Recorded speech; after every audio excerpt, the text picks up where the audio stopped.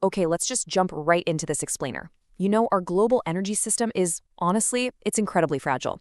It's basically hanging by a thread on just a few geographic bottlenecks. And today, we're looking at a brand new, pretty terrifying economic model from the Dallas Fed. It's all about the absolute most critical of those bottlenecks, the Strait of Hormuz. We're going to map out exactly what happens when this vital artery is just severed. And more importantly, we're tracking this on a strict timeline, watching a massive energy crisis ripple through China's economy month by agonizing month.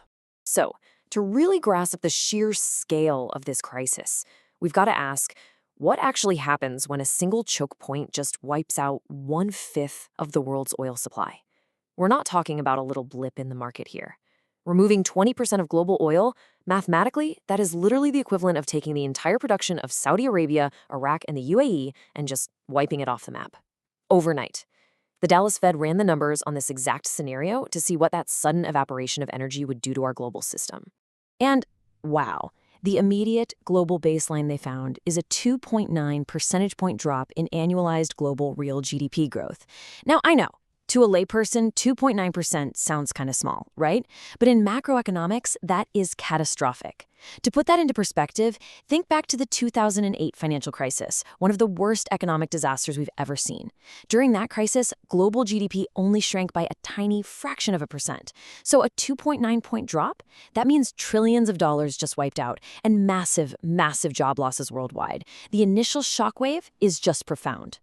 The Dallas Fed broke this down across 3 specific time horizons, and you can see how the pain just compounds the longer this drags out. In a 1-quarter closure, oil hits $98 a barrel. Rough, but manageable. In a 2-quarter closure, GDP growth stays negative straight through the 3rd quarter. But man, scenario 3 is where the wheels completely fall off. A closure lasting 3 quarters, that keeps GDP growth negative through all of 2026. It doesn't just ruin the fiscal year, it literally creates a lost year for the entire global economy. Every single continent just stalls out. And the pricing trajectory for those scenarios is just as wild. We surge from an already painful $98 a barrel at 3 months, climbing up to $115 at 6 months, and then boom, a staggering $132 per barrel if this stretches to 9 months. Bring that down to your everyday life. $132 a barrel means the price at your local gas pump completely explodes, and global shipping costs just go off the charts. Time really is the active ingredient here. Every single day that Strait stays closed acts like rocket fuel for crude prices. Moving to Section 2, the China timeline. Let's start the clock and see how this compounding crisis builds for the world's largest crude importer. Okay, at first glance, the initial 60 days actually look kind of okay. If you were just skimming the surface data, you might even think the crisis was contained. And that's all thanks to China's massive internal buffers and the fact they run at about an 85% energy self-sufficiency rate. Now, 85% sounds like a solid B in school, but in global energy, a sudden 15% shortfall is a total earthquake. But somehow, for those first 8 weeks, the system holds together and creates this illusion of stability.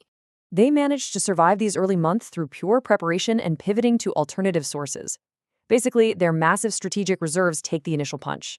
At the same time, they lean heavily on suppliers like Russia and Brazil to patch the holes left by Middle Eastern crude.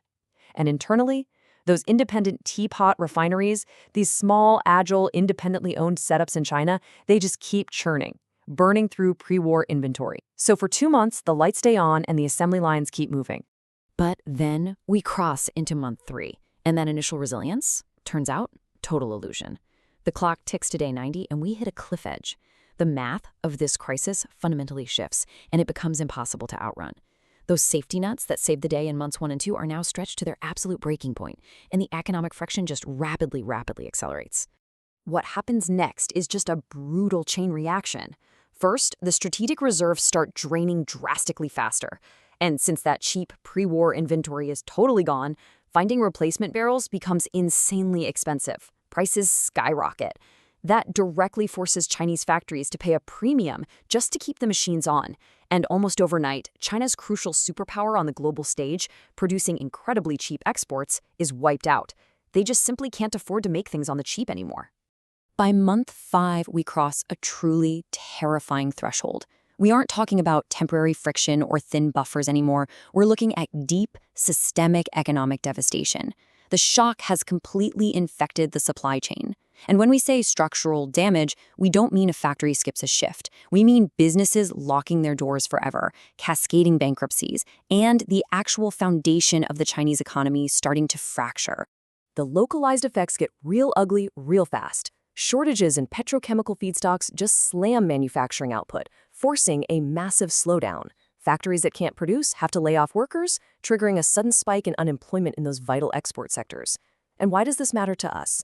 Well, when China's factories shut down and their costs spike, they export that massive inflation directly to the shelves of your local stores, no matter where you live. Plus, internally, as food and energy prices surge, those critical social stability metrics begin to nosedive. Section 3, the multiplier effect. Because guys, the reality is actually much worse.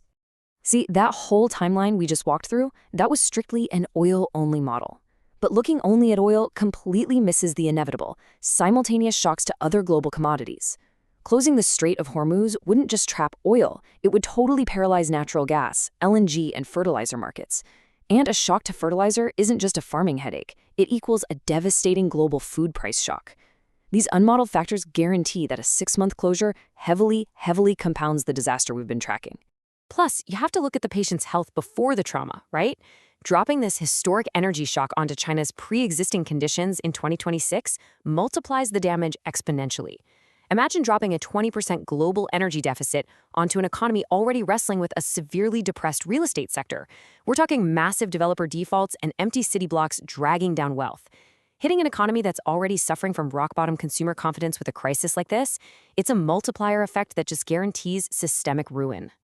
So, how does this end? Let's look at the ultimate resolution.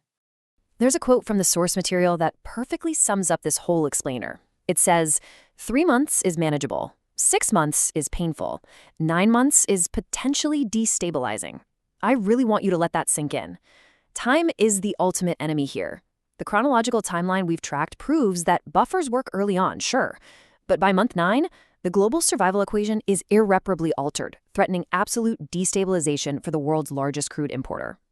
So I'll leave you with this final thought based on the Fed's incredibly stark framework.